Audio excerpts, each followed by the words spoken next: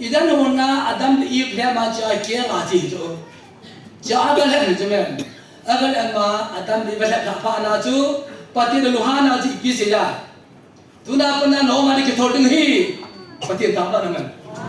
lam to pa to o ba ki thor sa ta chu la amma sadia pa pati ga ba na pa chu le shi ne re ta chu la achu ti le pati ni ke pa pi de kha cham poi koi to nei te dom te pa chu la na ale hi chi o ma ko thap pa chu koi ho pati nam ne ba ngai le ke pati very clear कि जैसे जब तू ना कई गाल है तुझला अगर लुसीफर सब थप्पा तुझला बात तू रहता है पकाए पति के साथ है चले यानी कि जैसे तू ना ही वाके पोंपा ही इपी सारे वा हाँ तू नु पति नहीं तिलो कोई ना हिदाम सो ऐ माँ ही नवा नहीं जो पति ना तो कोई के पोंग मंगा है लगा सब यूके गई तो जब बोले जब पासा धोन तू जो गाली के दम दम तो काय बातें सापी पे पति ने सब कितनों सो क्या यो ऐ बाहे बातें पाए मुंह मोमो लोग जो आ तो आप पति कोई ना मुंह मोमो पति आधे मुंह में क्या फोड़ी ये बात बात कई और कई सोरी दिखला पति ने बोले इलाय पा ऐसे ना लो दे तू ने आप पति निजे कहता हाँ संता तू से जा थिम गाल है पति क्या तो कोई पथिम लसा apa umam itu लगाओ तो फोन दिलो ही खाए ले पति ना अलग से तेतम ताप दी जो अपन मोड़ो दिखला इतना है ना वो गिचे जियो हम ये जो नोमेन पति नहीं पाना जो पति इंदंग आती हादुम लो चला ये ठीक है या तो माय हो ना कि फोन ने कम बोल में से पिंचू लूसीफर ने कहलू में से पिंचू ला को पुलिया पथे बेलिया पथे गुल लॉर्ड से मान गुरु चला अमा जो नो बिना हु ने फाना जो ले पथिन तिला हो अन में तो मैं मसाला ने सा चला ये मसाला अमा बसरीन अली जो पथिन को दे मसाला चला इत्या ते पथिन लेंता मेरे ते पथिन लेंता जो अमा ने मचा आई को दे मसाला ए कर मा की सोम चला ये जो है ये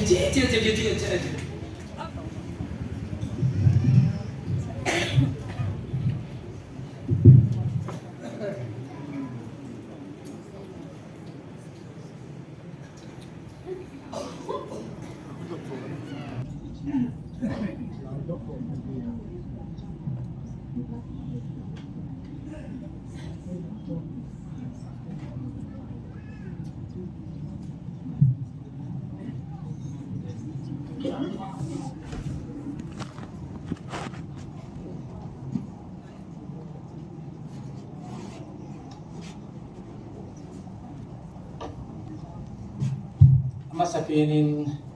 Krista insumi te hozo se nabon sabin ipukai Krista minin kangai jong nao salam kanti bin he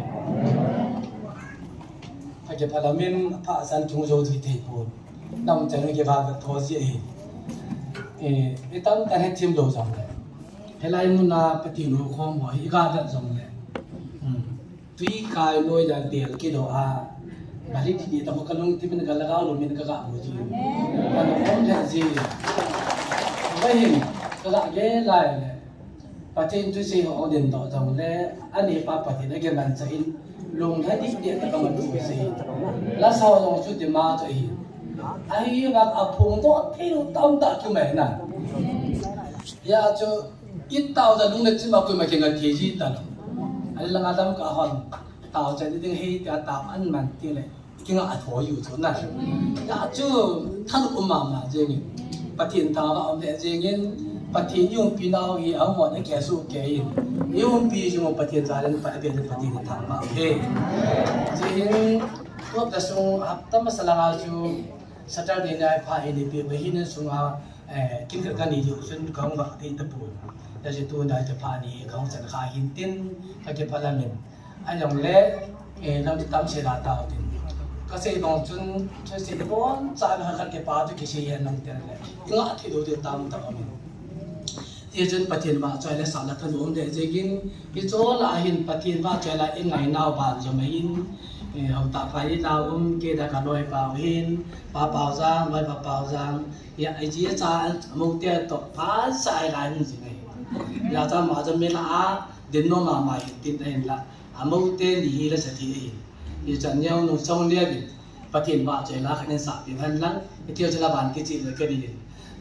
loi pa chun amo te ne pin pin cho chong nhau chin ki ko sa lang patin ba cha sa pai pai ding in so le tin ka ka tin me ne he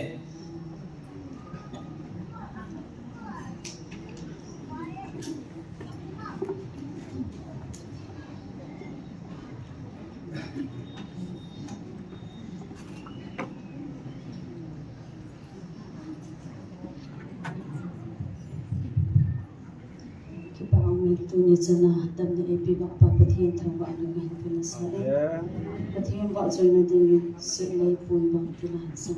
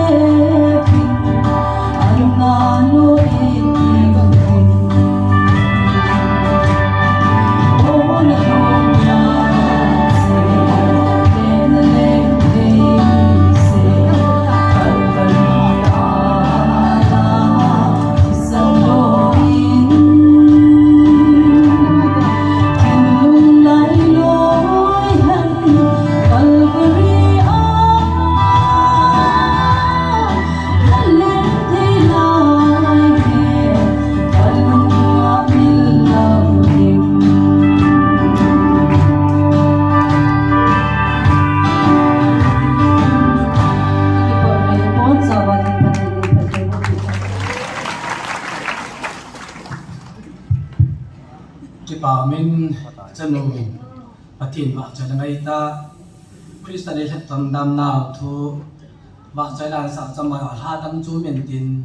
ke paam le jigin amare sumit ta san patin thang wa ne he ke paam men ka se no chi bon sa ne thau nu ai la ke paung ta ha chu iwa ha cho ho ai bu thang le hi ma so thang ne ka hin iti ka in chadu chen ki shuma ki hello apa chai la available li jing jing i cho na pha sa i tu na di din na diu ai la vai la tu si la sa ding yo mo jan kham wa ki la hi amo za din na verin pati de thang ba ve tin tin dang tam sei da tao tin tu ni pha na se non tang ta am jong le se patin pha sa pi vai le bible sa khan hin ga le tin Isaya bung som pilagu changa na hin Isaya bung som pilagu changa na hin koi to nei te biu ham kei ta bang koi umam pati na thu pati bu ti dan lang koi to nei te biu ham koi kei ta bang koi umam ti koi sen jin ta pa hi iya living kadin ai achunga hi la kien na hi le na pati nu ka hin na te sam kan ge jin kho sa jing na nge ka sim sa na hin kho sa ing ting pan pi jing pan ping ting hu do na nge ta ki ti me he je ki tim pa hi le hi wa tu si pa hi a chung chung ham chong hi ge le be ka de yin ya chu tu nya ha koi to nei te bi ham kei ta bang koi umam ki pa hi ha chu nu pati nei ti chu inuk chi di be ka da sin ne ti ha chu nu pati ni lal to da chu nu pe na to wa ban ti ten ja ma na sao pi api pa cha hi ti inuk chi di ka da sin ne hi ali che lal to da chu nu pe na to pa pati ni age ba ki om pu jo inuk chi di be ka da sin ne jo le ama to ke bang ama to ke te thi ri jo om pu inuk chi di be ka da sin ne ji chun pathin hi ta baham de da lai le chu no pen pati hin koi ma jong ama to ke ba sa lum pui na koi ma ama to ke ba sa lum pui he che ta ding chu tu hin agi patil chun mi tam tan ta san lo jong le a so cha lai ki che na no che e ho jong ki ha san che ki ti bi lo ki cha ta lo ma he a ki chi to a jong hi langa a pha se ai ti na ki de ji ba dam ka ho hin tu se pha le ai te chen ni ma ki phe chin no si la ti mi de no si la ti pa khin thang wa na pa ti lu bi no siu te ya chi bi no zo na hi yong a he de ju tu na ki yong hin pa ti lu bi ne ka si no me he di ju ka be na le ai ki chi che da ka si no chu kham dai le la to da chu no pi na to pa ju ama to ki pa de ko ba cha di pu अब ऐसा नहीं है ना ये सारा बुन सोमेली चांग सोमेली ना सोमेली या जो सिंपल ले जो किसी ना मुझे में या जो पतिन बांतिल दे या तू ही तो है तो चले पतिन बाना ही क्या माइकल बांतिल अगर गब्रियल बांतिल चेरुबीम तो ये नो में ना ये जो सारा चुंग जो नहीं जो पतिन बुन पुत जो है नो में अल्लाह बाइबल से ना है लूसीफर की दी के मोन kami commentary ka ka na hai ne ichi Lucifer ke di patile simi ata sa pom pi music ta sim thai de so ta ba la ging se nga choir ma sa de so patin lo pi ta sim pa jan patil la tun a hin chu pha jo ba na ga la me ki so ga la ma chu ha sa ne ke sa ba a jo nei pi so lar to da chu no pe na to pa jan ama to ke ba ding ye de lo chu an sa ha ta cha la na Isaiah tung som de ju simu te Isaiah bung sobel ya chun ibahin agile tha pa hin bo Babylon lempa jingban pa ta bana ko na asi pulha banga pulha nei ta se iti English song le e pa na kile ta asi tai asi yu hin King James version kile ma sapin yo Bible bi pa milim lo pa tu chim ne la chun bo Lucifer jang pra se atha la ngo hin मेरा से सादम जो ऐसे हो जाए बाबलन ले पास ले हम लो जो याद में ना उन वो लूसीफर दिन का अल्लाह दिन अब ना उन बाला कर दो आजूनु पे आशीष सा सांसवा रटो न के तो न गुमे salam molbu patin te ko khom na na to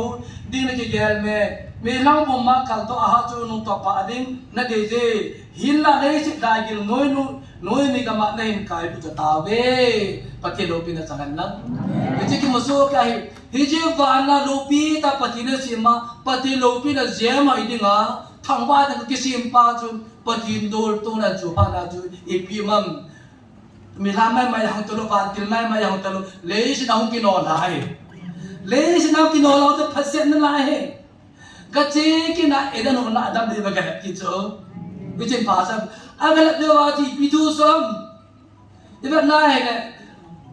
patin chun i ho adin de me lai si ho ya he le lucifer yong ti ho ta ba hi bi ti na cho a sim jo si ho ta ba sim bi cho chu ti le idan no na adam le i le ma cha ke ma ti cho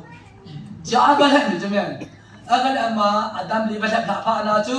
pati leluhan na cu ipi saja. Tu dah pernah no mani kita holding hi, pati tak apa nama.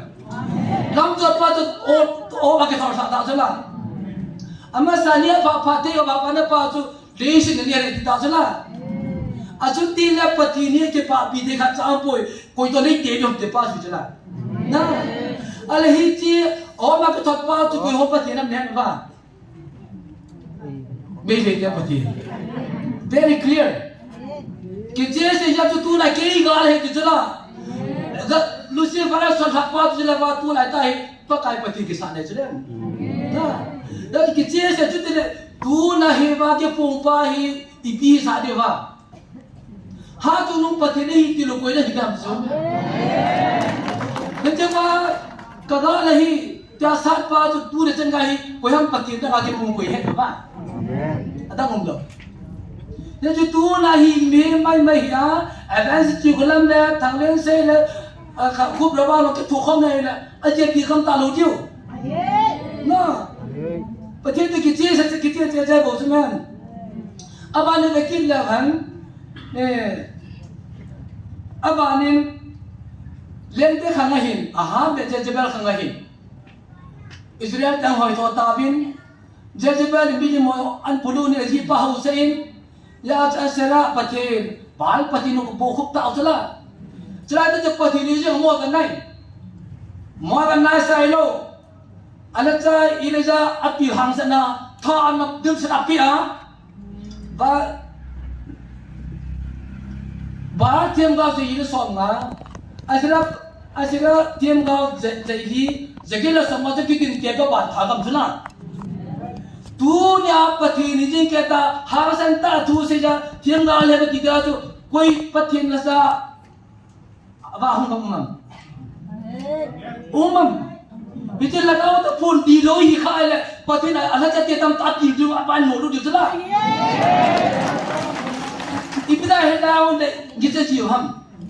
ayi ju no pen pathin nai phana ju pathin dang ati ha dum lo sala ya te ji ham chỉ gặp bố gì chứ,哪个啥人做hin？你知道一个姐不是没？你知道就一把手是就是啦，后面快点打龙他们就是啦。阿妈上个中路就不对我了，后面带他就是阿哥地方阿高啥子脏的打是啦。一把那不对路中路边不听可以，那都那啥边那多把就可以。बात चिरते लोपी तो सांपी लगी पच कहीं क्या जो पथिंदा के पूनी कोई मन जब ये वैसा टीम गांव कोमा कोई तो नहीं देखो हम जितना तो आहे मुंती ना पका है चके त्यो जो चिन ये बात पाए को तो इते दी हम ना ये बात अमा धाम संता ऑथोरिटी जिता ना पथिन हाथ नु पा पहले से सिंपा तो कहीं क्या हां संता से पा जो पथिंदा लोग के पूनी गए या का माई हो ना पिफुनी ने कहीं कम बोल में से पिंजू लूसीफर है कहीं में से पिंजू ना को पुरुष दिया पथे मेरे दिया पथे गुल लॉर्ड शिवान पुरुष चला अब आसू रूप में ना हूँ ने फाना चू ले पथिन चला हो अन तो मैं मसाब अन साव चला ये जे बसाला आमा मसलीन अभी जो पथिन को जे बसाना चला इंडिया जे पथिन दिनता मेरे जे पथिन दिनता जो Ama dan macam ai pun dia bahasa nak kat mak di suam cela. Itu aje, kita. Ama ni nak kena hele. Bihim mo bakit 11 number sanga he dan pun inda pun di lang je bakit na hele pi mo bam ta hele Daniel ka ti le jo ai Daniel tung di ai sa som tum ka je ba na hele ne poket ne chal pa lo tu chim mu di ai ne ka le chal yang pa chu ang hai tu tan ang ho satam ang lo pi be se dan hele ne ka ta ho ti gun dai bo ba pe don ka lo pi na ke sa do na kalau pi na ke sa do at ya so a se dum lo pi sila pati na ka i ha kum se ki ham pa ne sa chu ha ham pa ne sa su nam ama ba sa nga mihim ki so yan the lo yo wa ki de sa ne leo sa ta ho chu i ma tai lo pi chu bi ma ba la hung kyo i to sa pati un na mo lo sin chu pati na a kai hai bu chu hi ti ta ba nga hi tu le chen ka ya kum khat ling ta kum khat wal ta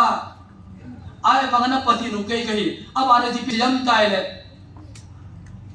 a sei se ji go zu la kai kai ge la ke la kai kai hui se go se nu la kai kai mi na mel ma teo la hu si no ngi ai la ke ge la ke no i le ki van no cho pi ka tu sam ta ha san ta si chla wa ta pathin na ki pu ni ko ema le ka ni ai pu dun kho gen tu a se ka ai ama cha to ta a thu na si dun ke in ka ko ja ho le ka nu kui pe ngai pathin thil bo la si ho pathin tu ki pu ni a ba ki pu ni a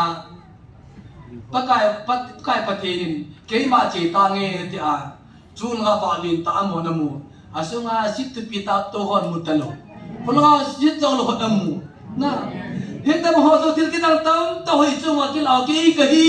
acha ki hon lai pui ni ai kui bam ai ma hi lo ba nei je pathi do to kui ki pu mon to ai na ka sa bi ki to nya bele cha pa sa hon tu jong gali ki dang tang pa kai ba ti sat bi be pathi ne sa bi ti nuom so ke yo ai ba hi ba de pa nu mo lo chu ai ba pati boy dong ma mo pati ada mo ma ki phuni e ba pat ki bon ki so ri ditula pati ta wala ila pa e den ta lo di hi chu he anaji na ya evolution na ji ka kom ko group so ga ta ni sia hele ya mini na ne pote ta ja di jai ba ilu si ma tum ji na hi chu hi ya ji de na hele heda bang pati lo pi hi ni kom lai jun pada chu ki khai de na pada chu ki khai bin in bol ba hele mi jang ba i pyo lung ti ham ati chu na sor cha sunga se yo tia su mo ni kon lai ta wa chu a ki khom na wa chu gap mler thi bu chu nong pa chu da chu thiên pa chu ala ba ai poi ji se yo su mo ni ko hi na bo ke ban pati lo na hi bi hi ati chu na de leo chun ba sa ji theo ra ji ke ka dan po do in ama chun pathin ka tin se yu sin amang tha tai chu ta as ki ta pa na bol ke amang tha tai ko ho jong hi pathin na kun hi wa la hu mang thau thau ding hi ala pathin na hi kha awai le pathin tu ni kha ni ti cho ati ta ba ngai i ti leo wa tam tau mai cho gam le ti bu ba ga ngai gam le ni ching ba ga ngai i ti lang lu dam te lu be ke tam tau mai cho ai wa nga kunen so nam bai ta na man de ngai gari ba na ma di ba na ba de ta ni tim do pi so e ba ko sum na pi ba hu nei bam na hung ki nu sum na tu jing ki na la yu patin ka ta ba ta ju tham de ama sa pe de ju ki khai yu ya pe de ju do ki ta lo pha de ju ta bu de ki khai ki tao cho i ti hoi i ti lo lu nam tai ka na le tu lai chi khum ki tung do ta ho la patin Jadi sana so hi pati na ba hom mi tian do bang. Aso sana ngom ki se. Aso sana pati lu pin ki mo se. Aso sana ki che yu so. Ama ba ata se hon ta san ti ta lo. Jadi piham pati ti ma ma e bo chong.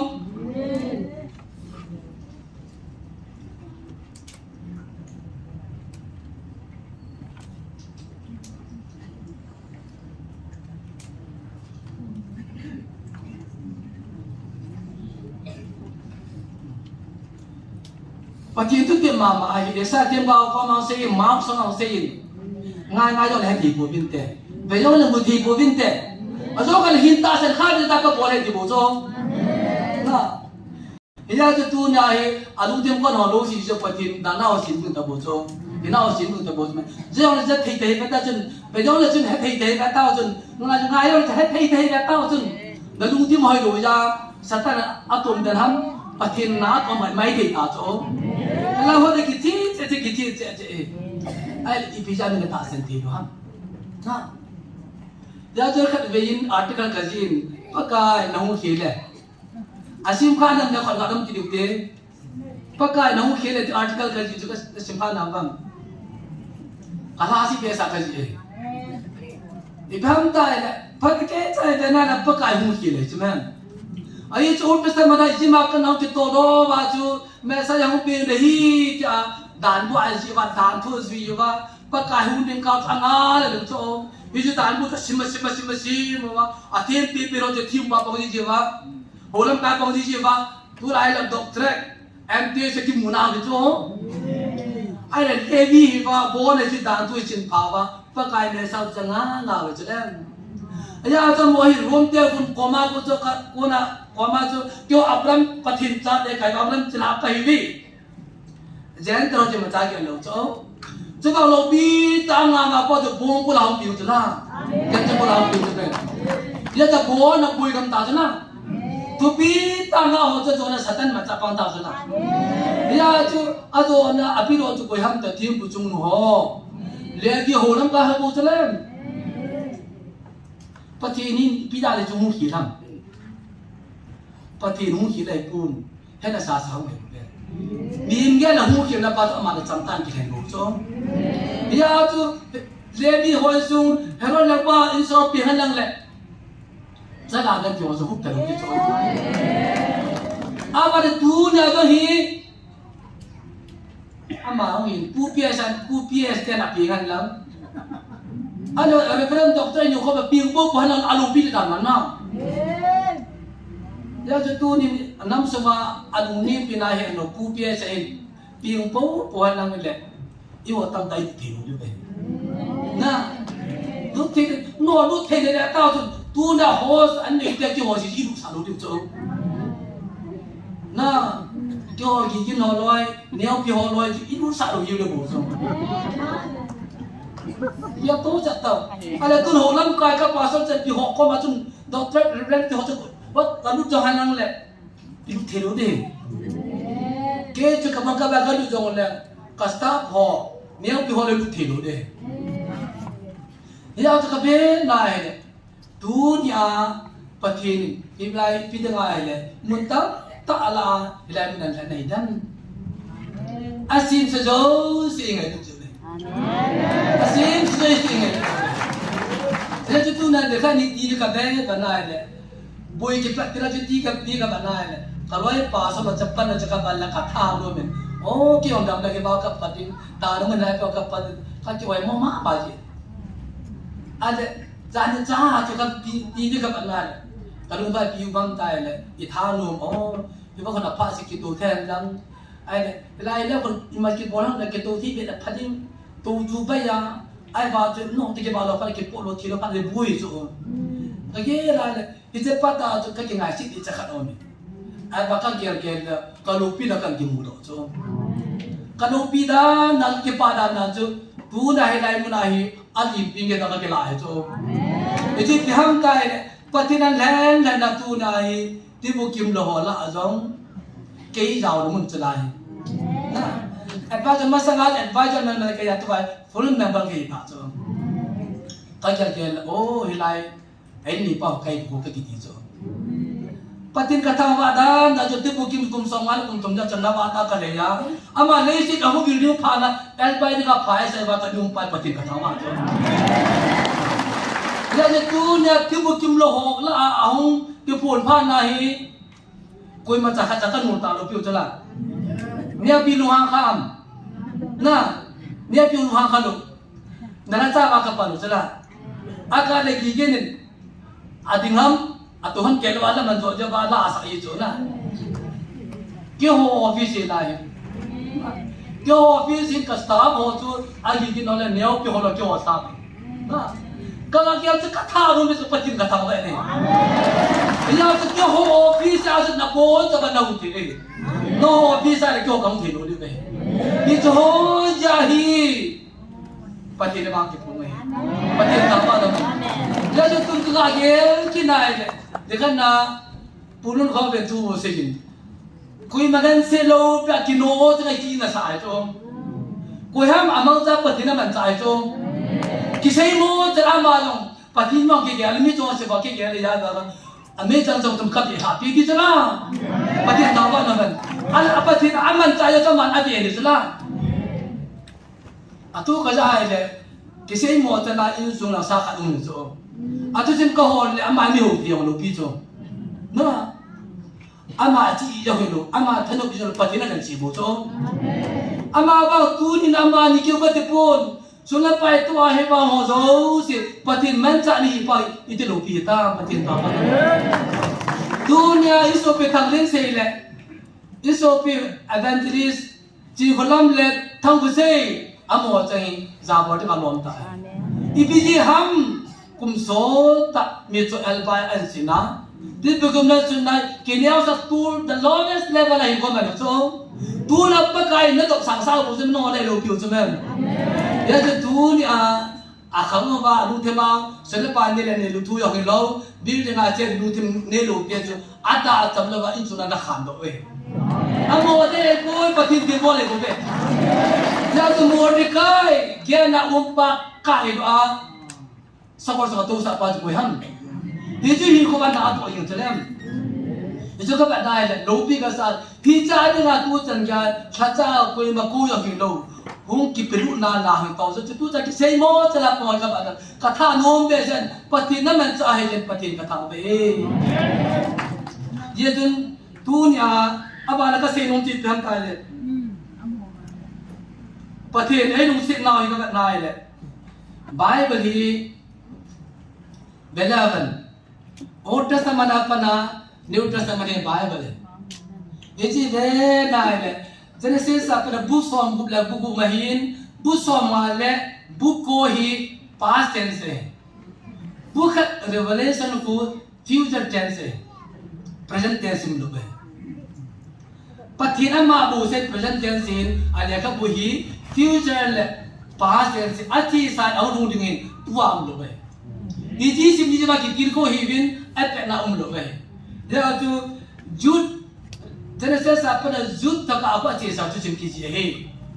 Revelation ko ahon lu du tu he. At na pa ja be. Ala ki dan ta kha jo pati ai bola ke ji kan ke jo yugo le kan ke ya pa pe da kan ta ke. Ke ji bi ji he patin bai ba le. Patin bai ba le. Jadi di pahina mati na di hilo alung tim ki sei di bang ma ki sei mota ja ama ta sei pat tu bolang wa ju itan pa tam ta do le chana alo pi dan na ite ki lo mo sa ni pila doctor ho de sa lo ha ipida na le theological doctor ho ji ki lo ma medical doctor ho ji sa exorza ko le look ko doctor look ina ji jo si jola look who doctor jo akhangane ma he look aman cha look le khabu le so cha le khabu aji sa banga tuna ala cha aluntima pati amagin doctor hegin aman cha ji sa he di pati lo pina akapo ai le hi adigan ta kha ji gan ta le it is living bible present bible le past tense lo future tense lo present tense Abe pena ajo bin oi puthang an sip ka ngai dong dan hi ba la ta lo pi zo hi chiam lo ja hi ma lo bo zo na hi chiam lo ja hi chi ma lo ja le a chi sa chu au lu ni hi isim ko ma ba pa ti no zo tu nai chi hi present tense bible so an le chi ta tua ku ki te ni ma cha ke lo bang ba kum som ma jo ke te poi kum ja jo ke te poi Holy Bible lang daw dito din. Basta de dito Bible jo hi manu yan nam nyao chakat Israel te pati an man cha ki dang ta pa chu si ho jo ba ya Christian ông hiện phát vào cho và tin đất tổ chú sẽ họ ăn hổ rồi bài này đi ra cái ông cái tổng quan bộ cho ya aba tam tam là ai bộ cho à cho không vai vai hàng rồi ra hi chú sẽ yêu họ và tin đất tổ cho ya ai hết nào bao nhiêu ra hi chơi vào thì hi chú đâu biết cho và tin nào mà tại gì sao cho à gì sao ya ama cho mà dùng kỹ lâu để vào tu cái phong lo to và cho cái mà gì ra Living Bible hình tiếng gì Ape na hin to azong hin akin azong ai ta azong hi ai ya ji chi kan dai le akhang ta ki to a se nam chu ne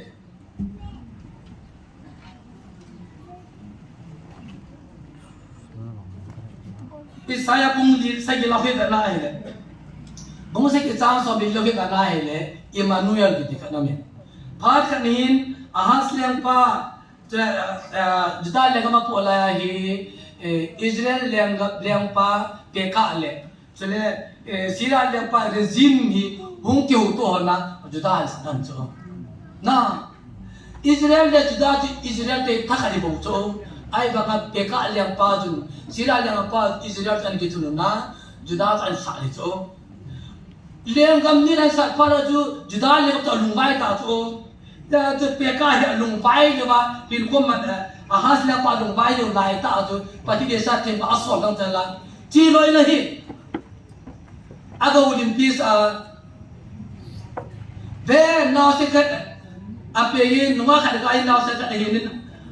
จับปากขัดเห็นอามิดอิมานูเอลคิดดีนี่อันนี้จ้ะที่จีอิมานูเอลคิดคำแต่ปฏิเดชปีเวกินอะไรนี่จ้ะที่จีพิฮัมแต่ที่จีเปียกาahas lang pa Judan lang pa aswo pipa Israel lang kam le tula Syria lang te lang kam ni asang lai ta long dong am lai ta ji Emmanuel ke ta musa jo ibam ta na sa rang pingin cha pa ka ne min Emmanuel ki ti jo pa ka so se ne ya hi ji be sam ape pa do ki man nam kam kom pi lai ti jo patin au pya da zo ro hir de hi ta patin ahas lang pa ki thu pya Israel lang kam le tula Syria liang kam ditwa sa bagat so azo zo lu ahas liang pa zo sala patien ta ba naman tulai ta dong hi iga I rom mu to iga lalai ta ba hi ingen ma te bin inam so ba mu an yu yu so ti ku bi nga na apung chom chom apung ham MLA ham WhatsApp ka na ele MLA ho ipung lang ka kim ba chu imen ma ani ki zo ki ta ma chu na da ngai ti mai ba nga thi no mai cho Jelai tai benai le pakai patin kom pina be ti jela na kana ha do le ti jela patin da ba na me ya de bela jun patin junu pin patin la ba ke pu bahin Emmanuel ki patin ki ti pa Jesus ra Krista ki chai pu tu chen ga ta san ta ong pi singe ya tu kana ha lo rin he ti jela kana le ti ya tu ga thong bo ya ing ju cha cha nu jela patin da ba na me Iyo tira jire balam tu jagin karma pilang tu izag iti uzai yung biro tala. Iti Emmanuel kiti eh. Iti pakai patin Emmanuel hin yung video mo be gal ke chay to yung video me. Tu sa na yung video he ay baka muthei changa hi gal ke chay to yung biro jing de. Ama kitim na hin Emmanuel patin ay dan patin na thangwa be. Zia jung ulen na te ho lung ne ku ti pakai Emmanuel ke patin masanga ju Pulin, ariu pagas non head of patin na hui, kin a head patin ka hui. Kau patin DJ ke Jesus Christus si bangaju, tua masanga Emmanuel isi ma, pak patin tu isi ma, iso jauh si tu ela ang tung tan patin tang la ni. Jis ka be nai, alu pi be si hung nga, nim na jang amun nim nu pina nga. Nim na yang tu hong tu kau tua kin la abai si pina hong jo. Pa rồi họ pa u thọ biểu cho các kia là cái em muốn xịt nó mày cho ấy cho ai cái phun pa ku khúc rồi bạn cho na cái nét rồi bạn cho nét rồi bạn ku cái là cái gì quan thìจะbài bì cho bài bì bao thổ cái cái nông đại hay chứ đi cho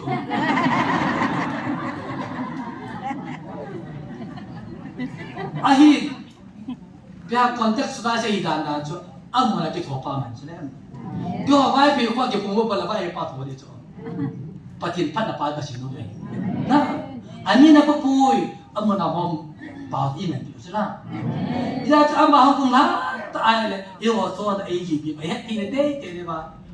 เอาวันกินสาจ้อากิจิด้านจุเดี๋ยวกูปลุกใจเดี๋ยววินอินเดี๋ยวลอยโอมินลอยเสวาไปเดี๋ยวลอยโอมินบูตไปเดี๋ยวลอยโอมินอากิจิด้านนี้ลูซี่ฟาร์โฮเต้ลูซี่ฟาร์ปฏิญจุนเยบันบอกกันทีดิ้งเลยเยบันเอเวนเจอริสเตดินอันนัดดิ้งเลยบุรุษจะได้ปากิจิสักการ์ไปทอดหัวละอากิจิด้านนั้นนะไอ้นักกิจิสักการ์กี่พวงเยบันปากิจิสักการ์กี่พวงกี่ทอดข้ามว่าป้ากี่ทอดข้ามเดี๋ยวมีงานนุ่ยนุ่งปิ่นไปแล้วจนเดี๋ยวละอาลัมจอดเทโลแค่ละอาลัมจอดโดยใช่ไหมน่ะนอจูเสียสาวนุ่ยนุ่งปิ่นตัวนักเกี่ยงอาลัมนุ่งจอดเทโลอาจจะหัวอันนี้นุ่งปิ่นหัวเมียนากินาบะเราพัดอาลัมจอดเทใช่ไหมไอ้บาลัมจอดสาวใช่ไหมตัวหากินยังใช่ไหมดีใจที่ยังปฏิเสธรู้สึกน่าพออีตาตาเสด็จด้วยเดี๋ยวตัวเนี่ยก็เสด็จแบบนั้นอีพิจารณามีหอนइसे मैं पच्चीस पाए तासन के लोग हम तर कोई मना चाहिए कोई क्या हो मित्र अल्बाई तिबु तुम लोग हो जाए पच्चीस एक आए तो मैं क्या हो मित्र अल्बाई हो जन के कम था जो तेरे लोग जब मुन्नुम पिनाऊं खाए ले तुम पिता पति लोग हो हम लोग का अमावा मुन्निम लोग पिनाऊं की लाहिन कोट लेन ताप जाऊंगे मित्र हो जाए क्याไม่โอเคฮะคิดแน่มีเรียนรู้แล้วแค่นี้มีตัวอะไรบ้างที่แค่แบบนี้ประเทศท้าเอาเนี่ยเดี๋ยวโซ่พิเศษฮะตรงนี้โปรตีอาจีคิดจีเสน่ห์ตัวเกี่ยวให้ปูเจสุคริสต์ข้างหน้าพนักจุเฮจิตบ้ามาจงกินเองกันเลยข้าจีน่าจุปากกาน้องขิวคิดดำกันดีนะยาจุเจสุคริสต์ข้างหน้าหูขิวป้าจุโยข้างหน้าหูขิวคิดนะเอาหูขิวป้าหูขิวคิดเดี๋ยวบอกจ้าแล้วจะตัวเนี่ยหูขิวบ้างอ่ะหูน้ำกะหอต้นโลน้ำกะหอต้นโลมิตัวอัลบายเต้เฮบ้านมิตัวไลน์ป้าสินเต้ดิมบดเต้น้ำกิลาป้าฮีอีพีเกี่ยนะนะยาจูตัวเนี่ยฮีมุนีนตาวไปอีบอนจ้าบะยังไงดูเจ็บะบุ้งฮียาจูตัวเนี่ยเฮลัยมุน้ำกิลาอาจ้ามิตามตาตาสันติโลไปฮีอามาว่าเก็บปั๊มตาก็ออฟฟิศตาตาจงมีหัวที่ตาตาจงมีจิงตาตาจงเจสุคริสต์ข้างหน้านี่ก็ดมาสเลยโจเซฟอาริมาตาโจเซฟกิเตป้าจูฉันจะ dream member แกเป็นผลิตอาจารย์ไอ้บ้าไอ้เหตุนะไอ้จูเจสุคริสต์สิอยู่ก็ฮีได้เลยฉันจะ dream member เห็นนะอาจจะแกเป็นอาจจะบุยเลยอาจจะกูทีมจะประกายตัวกี่บุยจะกินใช่ไหมนะตัวเนี่ยเราเห็นกันได้เลยมีจิงตั้มตามีหักตั้มตามีทีมตั้มตาไบเบิลทีมตั้มตาจงเฮลัยไล่กินเอาสัตว์ตาอันจุดนะจงอามาว่าอาลุงทีมกินสาวหัวบางเทปุยอันตาสาวอยู่คนไม่ได้ใช้เชคันเตกับโพสกิลาไปขัดตัวบางอังเทปุยเฮ้ยแต่บางเทวดิชันสาวงเลยมีจิงออฟฟิศยงเลยเกี่ยวสัตว์ตาหิคนมาหัวบางจะเห็นเลยไบเบิลที่มาเห็นหนูไปเดี๋ยวฉันตัวเดี๋ยวฉันอุลันดาวที่หัวเจสุคริสต์หุ่นคิดจนลงเยอะเลยที่มันปุยอาลุงเทมาคริสต์ที่ของหัวบางที่เห็นที่ตัวเลยเดี๋ยวจูอาหุ่นคิดติงเลยปากกาเอวิงปัดโอ้ที่มูดิวโอ้ยจะดิวอันนี้เลยมูโตดิวเฮ็ดโตดิวไปเดี๋ยวจนอุลันดาวที่หัวปฏิรีปฏิจงนุ่งเป็นปฏิจงอากิบาที่อัมพุยบางจงนุ่งสางเป็นองค์ปัจจุบันหายจนอากิบาที่อัมโลจินดิเชสุกอัดได้ตาทุเชบังอัมบาซาดิที่อัมพุยอาตอนบุตรจะอัมพุยอาจงอาทุเดที่อัมพุยปฏิหารจงนุ่งปฏิยงบินไปปฏิโลปินาจังไป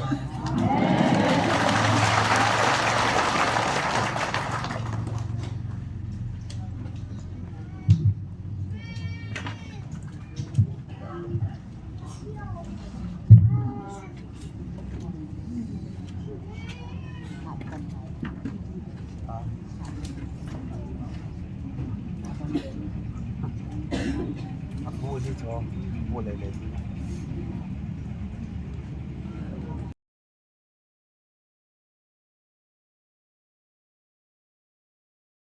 ตะกี้ป้าคนดูกรูนะพัดที่ฝรั่งตาใครตัวนี้เป็นสิ่งป pakai pai kaki pai izong patenin nasata in yung pizingin apat na ho simseng lo ay musa zingin atu tiap wa thon ngai poi hin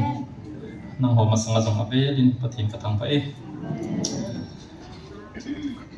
so ka sei lo ding a hin them khat ka sei nomin chi lekha bu chung chang a hin nge thu do them khat khat zong chu ding tung kiel ding kata sani takau thu kisuna hi se ne khat ka sei chen nomin chima sang chun chi printing hi I het sama bang chun last Sunday 7th July nia chu pathin anga thang do na ini to ke na copy sang khat order ke bola hi printing ahi tu chana hi copy is a sagi le songa bial ki chai ta in pathin to ahi mong ji chu hin tin stationery chuting le pangpo pi hin morek langa zong thot ding tia ki go ahi itia aki hon do nia chu copy za thumbo ke print out chai hi in chi chu ani khoma ma le asing in ki chai pa in ni ti chun zan ni Tuesday ni hoin hin print out kilowin azing ni ki chai ke tu chana hi copy sam khala hi zago li ki chai tai ti na hi in ni je in zong pathen nin ka thang ba e za ni chun copy som ma hi ka ki ken do na in hey Green Foundation ka member ho ka volunteers ho gari kha ik ka sol ko le an pasunga ho bung tina denomination tina administrative office copy khat free copy ka hop sai chuting le CSO student lam kai ho KSO ZSF zilai in tin he se ho nin ai nin no office wa ka ho ma chi so bot chai hi in copy som ma pa tu hin zan hi chun stationery book store som soma koiding tung bo da kinai na koiding ku bo ba hi le jing pai chun phone hong ki bol ki din chilaya copy zo se ki chai ki tai ning khoi ke pi ki ron tin zan hi phung som na khat chun ke koma copy som sa ki chu ka tha sa ki di bookstore ho ki koi zo nai poi chi hi ke ma ta in zong ka tha simina hi le ka hunong sin phat sin ka ta hi le ki dang ka sai ke su thei dil ding a hi lo gi a ki chi thil ki sum hoi ka tha simai le ke su ding ka ging sa poi asun hi mi cho ma hi ken computer ka ta mai hi chu ka ki chi ni chi tu su na hin ke ma mi na ka su got phala I ma po thei ji poi ka gaw la ma zong ka tha sam ham ka daw na hi zong le ka to zong le ma sun ka sun thei ji poi ka ma ji hin na pathin hinga phata ke ran thinga ka to ting le pathin su di pe zin chu ting le ka ma thei ji poi ka su ma na hi je hin pathin min ka thang ba in ke I ma hi lo man ta hi lo I man sa hi ki tang pa sai pathin a si tain chilaya imi man pau chung cha ma se ya zong man thei ding om loi zong le song sang ka man ding he ti chita banga chu ke I ma hi lo pathin I ma hi bang pa ka ki sa in chito ki thon chun chika su jing lai hin hi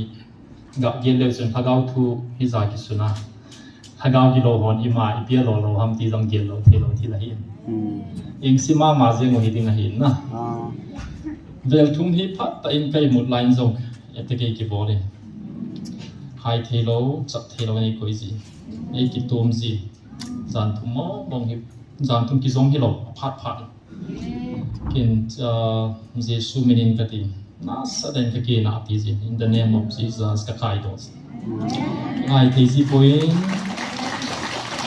ka ki no ji chun ka ko ma lum ka loi nuin ipina ti ham man ti jeni su kang ji hagaw gi loi nei koi pi I bon he ka ti ti chun Jesu minin ka ki na jiwin ka ha do ki ha ji Jesu min thu pi dan chu chi ka se jing line khat bin sing ka tin me ningkum som le thum suna sapam khat chilaya hi hagaw gi ron at gen thei jing hung ki tum ni tha ki phon na som le ni tha zana hung ki phonga som le thum ni operation ki bol nu chu sapam kum som le sagi bel mi hin tin nunga hi ama hi lam ka mi hi poi gam dang mi hi zana I bot na hi khat be ya ma zong hi hagaw gi lowina gat to ma hi China man Jesu mina tia tum chu athama hi le thizing dan hi chi adong na pa khagau ki lo dong na pa chun amanu chu su gen theya ngol lewa ko ya chilaya thiding din mun chan dia nen pui tu dai evangelist na patai hen tin ki masang ta se hi Jesu min thupi dan chu ka se na he na ti haw na ki chamo bong in thane hi zan kha chon chu ka imut tabang kai mu lo tabang shun ka lai ta hin ka bedroom hi bedroom la kot hau pen ka hi mai thei hi ka balcony saw ji sun first floor ka ge hi bedroom in kot nga ka nei atsu washroom toilet attached sei ji sun washroom ko na hi ti khut kai mut til tila khun ka bathroom ko a kun chun apama vom khat amit hat tet khai hong abang hi tia hong da chet ka mu tong ki chomin upo ta bang ki chomin bia li hong chomin i hong po me aman chet jengin so ken so se su mening ka in the name of Jesus ya cha ka bot pick up pa ya hi le leng ha ki choma upo ki choma kot khat la nga balcony la nga ki chom do bom set jeng ai bom nam set jeng ala katra bang jeng ai a picture draw leng ka draw the ding ai na ipi hi ke point a singin evangelist no ka phone in tabang tip ka to ai na zo he nong su boi ta po bin ti chu kum bu lai tho hin cha kon chu ni ma thu ong ta poi ka teng ka tham pai chile skapu poima su ti ka ning kuma ka loinu chapa hanjini na dinga ka chi sunga song ni silai hi pathinin kidang ta hi hagau thil so I he diu khat chu hi chi ga mong hi spiritual warfare first edition achun nasi mobile ne diu na hi first edition achu topic khat umi it's a spiritual warfare ki ti na it's a gal hi pathinin it's a gal hi gala hi pu I ka kom na hi hagau ki lo nang ho sak ti gala hi pu I taw na sa diu gal he thi ja chu hagau gal he thi pa chu ha se na se win chilai mun ai na ha se pa mong ki sei pong le a mi hon hagau gala hi pa ki chi ta in ge ro hi tu ni sana zong hengi siri ba ma boye e oni sei di mutil dang poi Michael Bantil na to di ki to ni di dio hi clay ni bol dio hi chi chu hin tin chi ba pamon zong Michael Bantil ta sanu lang ki ko bin ti ai on advice ti dio hi pathian promise un sa I mor polo dio hi I ta sanu ne chi chu hin chi lai hin ka sei ta in phát hong si dung zui di het nau zong ki bein research si poro bein I taw bein pathian in hong bein apula ko nin chin atu sei atu pi che sei tu lang hin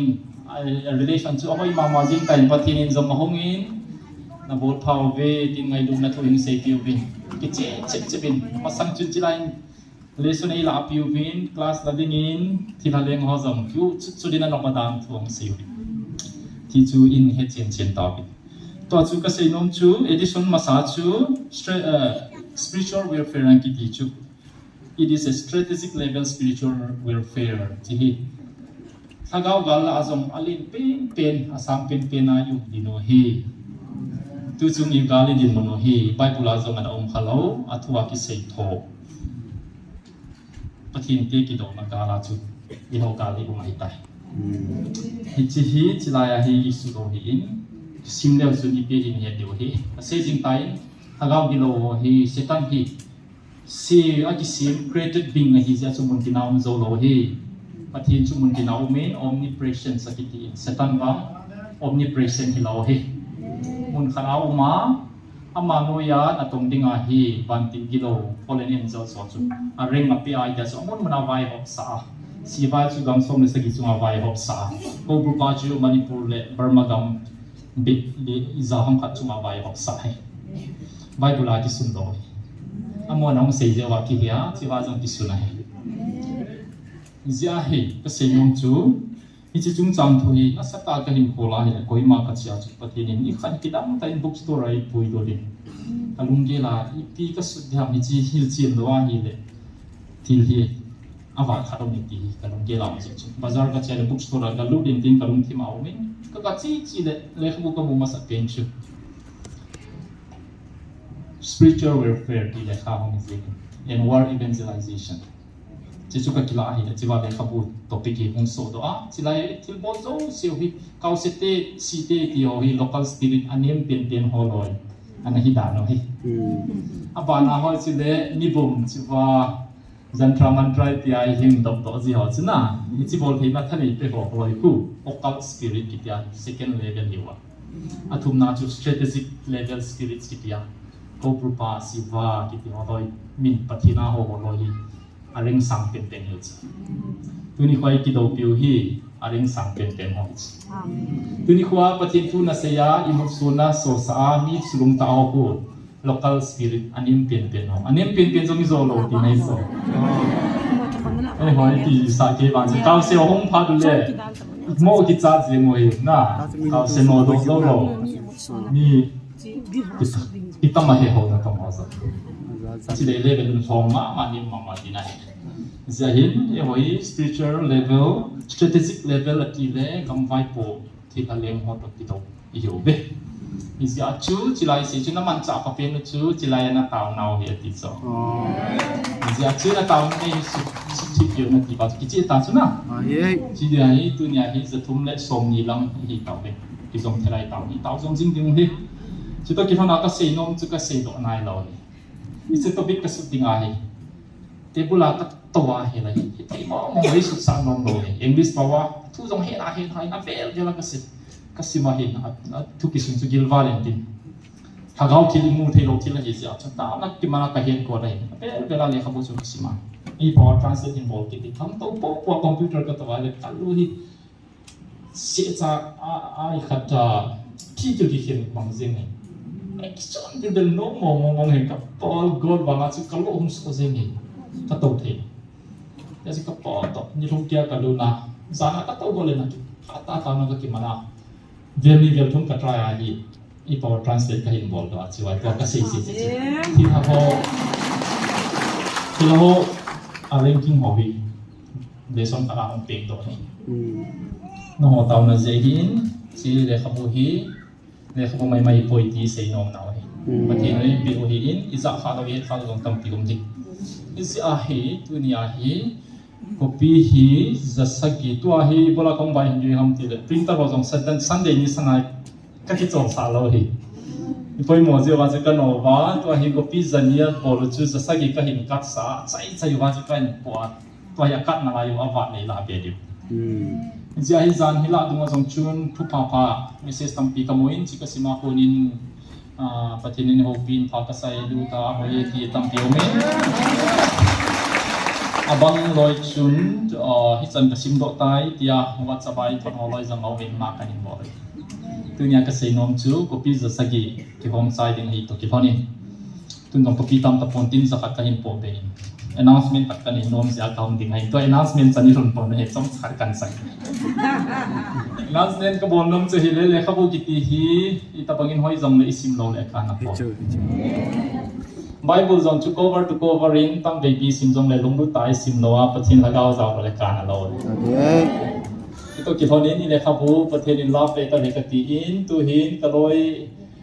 naga hon ke ho ken jong pasim no me English panjong sunina tiwin ken ka sejing ta in patina kon love letter ki ho nam mia ding hin koi ma ka share thei lai do he adi chala first edit la son jan jong chu hoi pu mamboi hau ki ke ne secretary pan mi na goi English power translate na bolin ken bang chu heu na ma be si ga chai sa le translate na te adi he pu pie jong na le din ken sponsor na nge English power jong in si mi na tin ken bol pong e chiwan gali zo patingu patin toi ki chang patingu ma zo si patin pe dinga agon sa hin pe chaya I hi te mo le adi patin na bo le pu sai bol dingu up over this third edition home di ja over jong ki a hoi ti pe na pa thi pe nam ki bol he go wine sim kit na lai deu he tuni pa china simulen he deu khachu pakta in sim chai leu chun e ho hi pathenin zak Abraham pathin Isaac pathin Jacob pathin ke ho pathin iti pau chu ai matya ki khial ti lo ti nei lo pathin pa chun ama ki khial lo hi ji chun tuni khwai ho chuma na to hi gen thei ta a faro put noya Egypt kama số trăm Israel te apui do tabang formula chu e ho chunga jong applicable he ti chunan he to deu he pathin vilna ata sang ju bichun alam kai hong jong ata sang bin Israel ten jong ata san wa Moses le ron se zui pha du chun pathinin kidam ta in agami teo sugen teo bin gela he sai bin gela he tai nan na hi len sai upo te lam sai kau ko lam sai ti chun achapati wa hin to ha pa chun ai lai lai to ha pa chun ano adaw bin che loi loi bin ti wa zan khang khanga sol do he chi chu nei hin sol do pau hi Cairo hopi hi Egypt capital chu ada thau bin anexa poi mo pen ta san na aga kai tiu chu Red Sea tu pi san chu hi ni hon impal hopi da ta tau de to hi ki khen hi tau bin physically separated administrative separation ni deo hi pateni ta san vai le tu pi san chu si su hi ita san vai ni le Pharaoh lungcham suta pa sumoya suta ji pa chu bolmo nei poi je chun pateni ta san de ma chi le poi na su vai le Red Sea cross ti go hi ve Red Sea cross na dingai na kum pi wa pateni ne hung bil na le e ho dinga to gon pa i he tu ba di po ngai ti na he to di he chito ki phon chun chi hi le khapu hi akila zo sin tu nya ka sei dom chi le price ka go movin editorial board on chi le to pi hon price hi page to page apula pada tu changso se sim chai di asim chai ma sa sanga ho su ka hen do dingo question nga ka do dingo siwa bol hoi pen chu first second third price ka di sim di hoi ta ka do dingo Ilaya, ai le ne ngan chu consolation prize. Okay. Chu phating le amo chenga to ki go ma midang nga chu asim chai ma sa ho chu consolation prize ka gon ke tiu hi. Ti hi announce ka bol dom hi. Ji chu na sim mai mai hi loading question hong ki dong bi ja long du ta na sim tiu hi.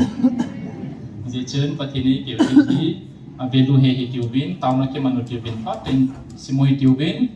ban bana ipi te mula isi hoi na dingon jong hiti zet le ti jong chu suggestion nei pio bin lang chi zan hi tunga message in ha heu hi chan ka sim chai tai ti oroi jong chu abula na tak pa diu hi cheu chu ki pal ka lo hi tu nya pada na tha sim hom na sim zoma na chai pa le bula na pat kit din na chai pa le text na hin bo de ke koma chu pa teng le price kai sim din oh